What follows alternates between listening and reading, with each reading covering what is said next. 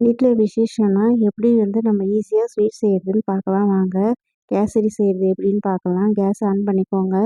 வானல் வச்சுக்கோங்க. நெய் விட்டுக்கோங்க. முந்திரி பருப்பை நல்லா பொரித்து எடுத்துக்கோங்க. இப்போ இதை வேறு பாத்திரத்துக்கு மாற்றிடலாம். இப்போ அதே வானலே கேஸில் வச்சு ரவையை சேர்த்துக்கோங்க. ரவையை நல்லா வறுத்து எடுத்துக்கலாம். ரவையில் கொஞ்சம் தாராளமாக நெய் விடுங்க. ரவை நல்லா வறுபட்டால் தான் கேசரி நல்லா வரும். இப்போ வறுத்தாச்சு. இதை வேறு பாத்திரத்துக்கு மாற்றிடலாம். இப்போ 1 கப்பு ரவை எடுத்திங்கன்னா அதுக்கு 3 கப்பு தண்ணி ஊற்றுங்க. கேசரி பவுட்ரு சேர்த்துக்கோங்க. கொஞ்சமாக உப்பு சேர்த்துக்கோங்க.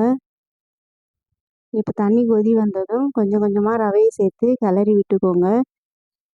ரவை வெந்து வந்தவுடனே 1 கப்பு ரவைக்கு 1 கப்பு சர்க்கரை சரியாக இருக்கும்.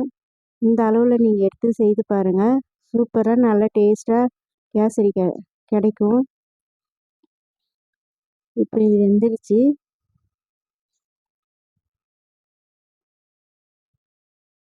இப்போ இதில் சர்க்கரையை சேர்த்துக்கலாம். இதில் ஏலக்காய் பொடி பண்ணி வச்சுருக்கோம், அதையும் இதில் சேர்த்துக்கலாம்.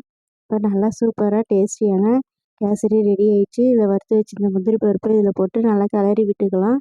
செய்து பாருங்கள். அடுத்த வீடியோவில் பார்க்கலாம்.